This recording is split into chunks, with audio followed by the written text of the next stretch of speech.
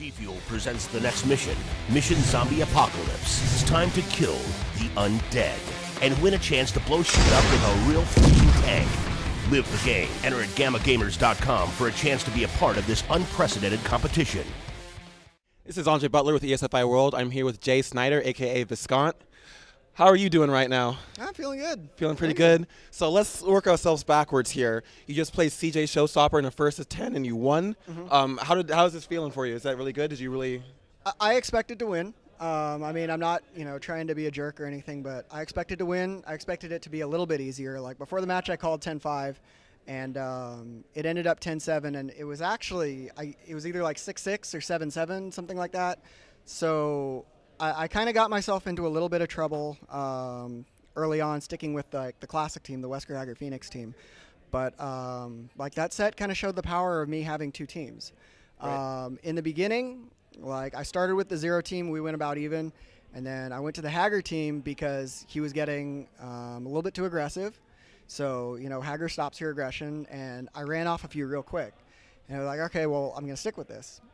And then, he started backing off, and I probably threw away 2, maybe even 3 games by not, sticking with my initial strategy, which was use the Hager team to make him back off. Then when he backs off, bring 0 back in, and just keep cycling that. Because, for someone like CJ, he can't switch up on the fly. He's either aggressive or he's defensive. Right. Mm-hmm. So that was the plan. I was going to take advantage of him. I'm not playing characters. I'm playing him. And, what happened at the end was he got too defensive because of Hager, and he didn't adjust back in time. So, Zero kind of had his way in the last 3 games. Is that how you kind of approach show matches, where it's you play the player, not? Oh yeah, not definitely, the team? definitely.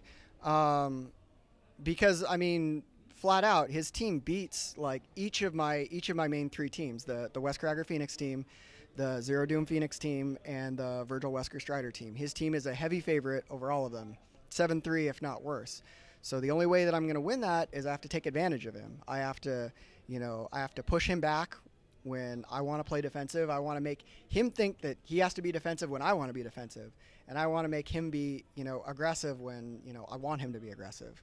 So I'm kind of curious about, tell me how your Zero Doom Phoenix team works, because you obviously want Zero to be there for lightning loops, but then you're using meter, saving it for Phoenix. So how does that really work? Well, Zero is... the way that most people play Zero, he's just a one-touch and you're dead character. Yeah. But Zero is probably the best reset character in the game. Nobody uses them because you touch them, they're dead. Right. But, as far as playing a Phoenix team, Zero's probably the best choice. I think Zero Doom Phoenix and Magneto Doom Phoenix are the best Zero teams. A concept that I work on in the lab, something called meter expectation. How much meter will one team build over the course of an average game? Mm-hmm. For Wesker Hager Phoenix, that's about 4 3/4, close to 5. If Wesker does too much damage in too few hits. So Wesker is just not a very good battery. But Zero, the Zero team, that can be expected to build 7 meters over the course of a game, meaning that I can throw one away if I want, in all the games that I was winning with Zero, I'd have 5, before the match was half over. And that's how you could tell that I was winning. So in situations like that, if you're better with the lightning loop than I am, you can just loop him. Just put him to sleep, just like that. And then, it seems I know we've talked about this before, in the past, about, your Wesker does all the work. Oh, yeah. And Phoenix is kind of just there. Just to clean up. So is that how you kind of approach that as well when you switch to your Wesker team? You want him to do all the work? Well, because he was getting so aggressive, I wanted Wesker and Hager to do all the work. He was running in. I think he had switched from missiles to rocks. So, Clockwork and Marlin Pie, who were helping me out in that match, they said, that means he's coming in. Bring out Hager. And it worked. The first few games, he ran into Hager. He got mixed up in the corner. He had a serious problem avoiding my corner mix-ups, even though Magneto is really good because he can dash up and fly. And after he showed that to me, that that was his counter a couple times in a row, I'll just follow you. And just playing his tendencies and seeing and betting that he would do the same thing twice in a row. That's basically what the premise that I was operating on, that if he found something would work, he'd do it again and again and again until I counter it. Have you played CJ before? Did you kind of know I what to expect? I actually have never played CJ in a serious match, never. But I've seen him playing enough that I know how this guy thinks. Okay. So let's talk about the tournament now. So last year, SER, you made top 8. What were kind of your expectations going into this SER? Well, for this SCR, I wanted, like, my main goal is I got to get Evo points. So I had to finish within the top 16. And I blew that pretty much right off the bat. I lost my very first round. I lost 3-0. I got beat real bad. Against who? Against Zip Piggy. So I had to go all the way back in losers, play him in losers finals, and beat him. So I'm still in. Okay. Still got a shot, but that means I've got to win at least 2 games tomorrow to get 1 Evo point. And after that, then I can think about advancing. But first things first, got to get into that top 16. Got to get on the board, and then I can worry about doing. Does this SCR feel harder than last year? I feel like there's more heavy hitters. All right, Marvel has come so far last year, or in just like the past year of SCR. Like, for example, Justin won last year with Iron Fist. Deus Ex took out Chris G. Chris G hadn't even discovered Morrigan. He was playing Firebrand, Ryu. Oh, so yeah, he's still using Ryu then. Yeah, he was using some junk, and Dios lamed him out. And I mean, you look at it now, and he's on top of the world. Chris G's way up there. Justin has left Iron Fist behind a full year ago. I mean, even like the characters that we had before, like Wesker and Phoenix, they're all so much better developed. The game is just so much better, and everybody's good. I mean, like I said, I lost first round to somebody who's not like a household name, but everybody's good. I mean, I didn't have one easy match in my pool, even though there wasn't any, huge heavy hitter names. It's just everybody's good. They've had, a full year to watch and practice, and they're good now. So kind of like looking at kind of like trends from last year again, it just seems like there's so much Virgil. And during your show match with CJ, when you were talking to Gutex, Champ said something about the reason why you bet on CJ is because he has Virgil while you have Phoenix. So like, how does that kind of change the way tournaments look, brackets look? Like, do you have to change anything just for Virgil? Well, that's the thing. You can't play Phoenix against Virgil. It doesn't work. Like, in almost all the matches in my set versus CJ, when Phoenix had to take on Virgil, and Virgil had meter, it's all over. I'm in trouble. So you have to have a team that beats Virgil, and not much beats Virgil, so you have to have your own Virgil. And that's kind of how the cycle goes. I mean, like, the dominant anchors in this game are Virgil, Strider, and Phoenix, and Virgil dominates the other 2 dominant anchors.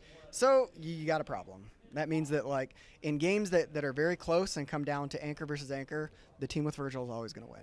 It's just how it is.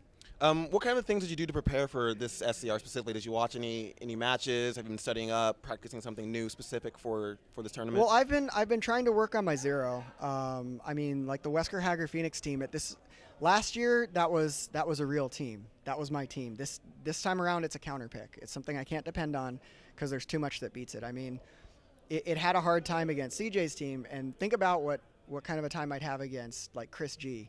I can't even move. I mean, like, Hager's useless. He's spinning around and she's full screen away. And I mean, in order to prepare for this year's SCR, in order to prepare for this year's SCR, I had to, basically relearn Marvel. I have to do new characters. I have to really get my Doom down. I have to really improve my zero. Gotta have a plan for Virgil. Have a plan for Chris G. Have a plan for Filipino Champ. Like the match with CJ, that just kind of came out of nowhere. I wasn't even preparing for him. Like, all my practice time went into, this is what I do when I play Chris G. This is what I do when I play Infrit. This is what I do when I play, Clockwork. This is what I do, Champ,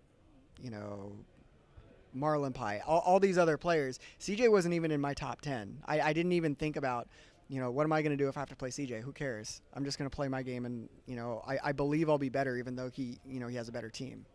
Where have you been training at nowadays? I mean, I know I've been kind of out of the local scene a bit too, but I mean, do you mostly do like lab work by yourself, or are you kind of been training with Clockwork, kind of in the SoCal area? Like, how do you practice? Well, now, here's on a the regular? thing. Like the San Diego scene, like after Box Arena stopped running events at Frubble, the Salt Mine stepped up, and that's the place to play in San Diego. Okay.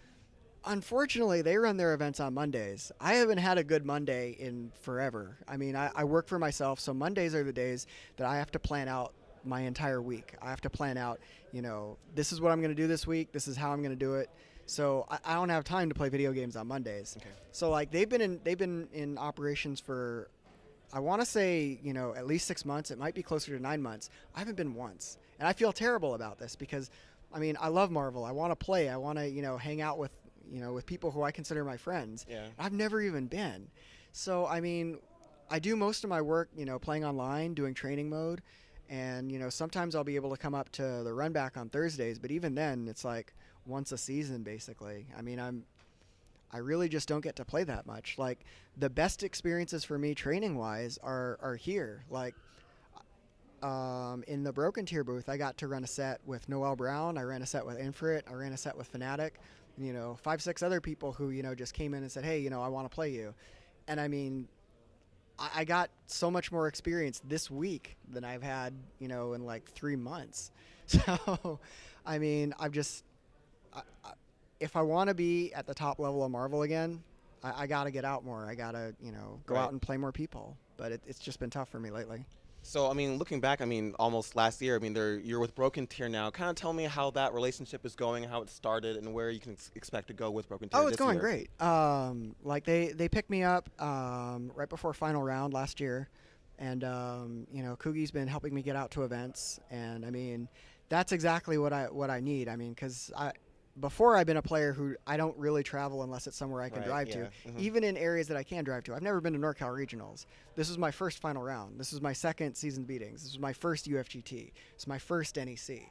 So, I mean, Broken Tier has helped me out. And, I mean, huge thanks to Koogie and Broken Tier for helping me, achieve what I want to do.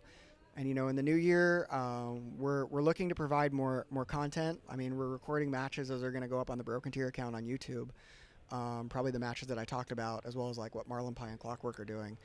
And I'm going to start like a tutorial and kind of a series of articles.